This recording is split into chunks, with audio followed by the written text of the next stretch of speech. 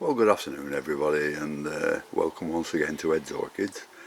Just taking a few pictures of the flowers outside, and then I'll do a request, which is how do I grow my Phrags.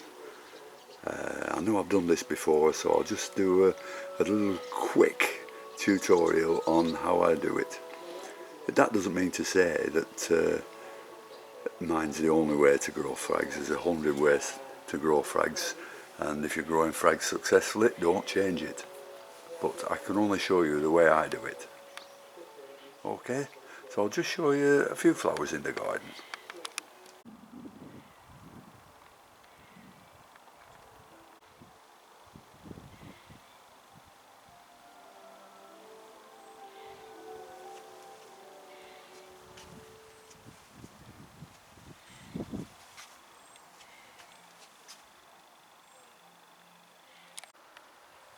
I had a few wisteria just coming out for the second time this year, and they're a much deeper blue than I've had before.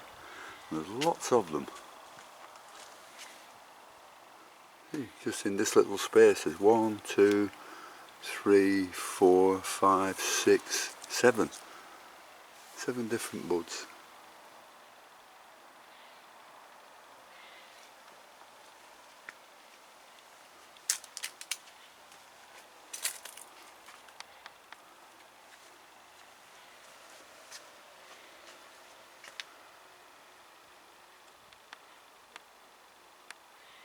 Right, I think that's enough of that. Then we'll go in the greenhouse and have a look at the Phrags. Well, I'll just give you a quick look at my Phrags. What there is there, that's Olaf Gruss, which is ready for splitting up. And then there's all sorts, Laspherinus, everything. Wallacey, Garum Weavers, Wallacewixianum, everything. But I know everybody likes to see me unpot them and repot them, so I'll do one for you. And I'll do this one, which is a division of a grande. Now, you know, I always like to put them in these long pots. This is so the roots grow downwards and they don't curl round. And that's for the benefits of you if you're splitting them. Because if the roots are growing down, they're much easier to split than when they're all tangled up going in a circle. So we'll just take this out and have a look at it.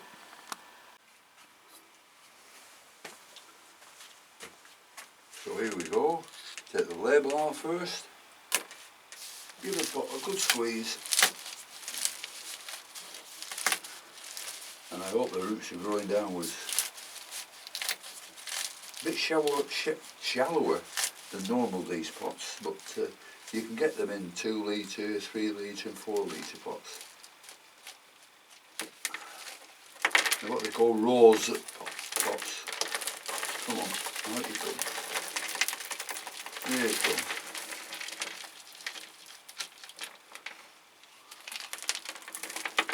Well, there are not many, well, there are no bad roots on it. And we've got some nice growths here. So you can see how the roots aren't tangling up, they're going downwards. So that's good. Now the compost I use, you can use anything. But I like a mixture of orchiata, milkort bark, and I also put some 9 to 6 millimetre orchiata in it. It seems to do well. It seems to hold that little bit more water and keep it from drying out. But that's fine. So I'll put that back in. Plenty of growstone in as well. Because as you know, growstone is made out of glass and calcium carbonate. So you can also get a little bit of calcium in with this as well, from the calcium carbonate.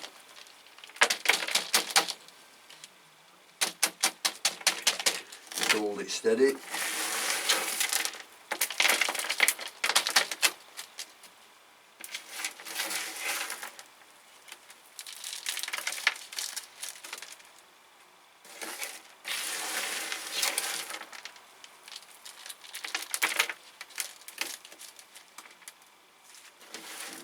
just finish it off.